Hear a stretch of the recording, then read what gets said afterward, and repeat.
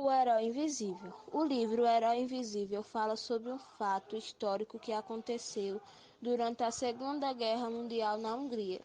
Ao mesmo tempo, fala da intolerância como políticas de estados adotadas pela Alemanha nazista e países colaboracionistas nas décadas de 1930 e 1940. O livro também relata a morte de mais de 6 milhões de judeus.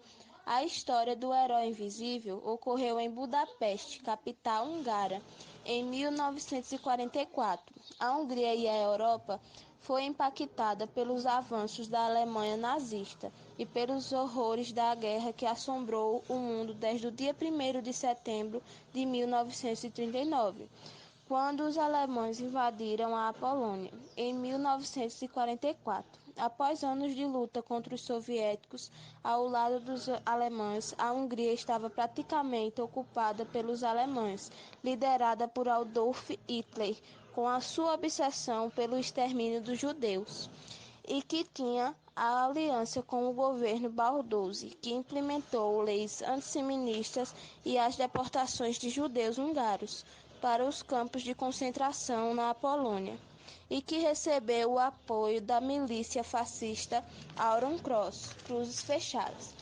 Jorge Pelasca, nome adotado pelo italiano Giorgio Pelasca entre 1944 e 1945, período em que agiu em prol do salvamento de milhares de judeus, disfarçado de diplomático.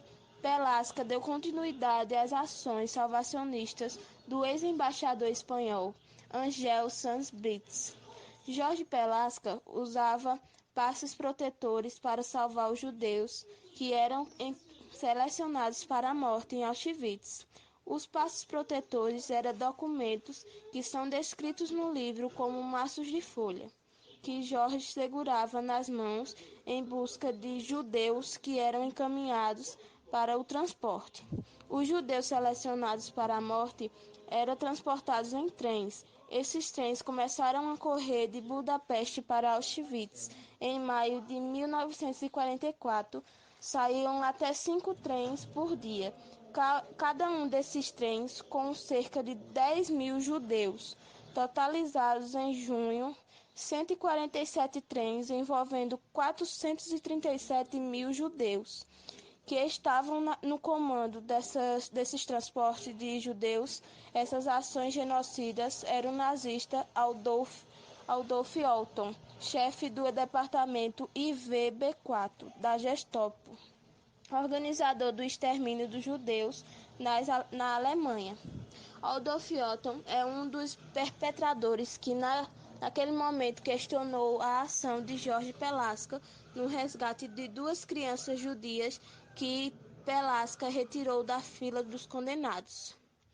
Em Budapeste, Hungria, em 1944, já não existia uma saída que levava para longe da guerra para os judeus. O único caminho é uma estrada de ferro que corre para os campos de concentração.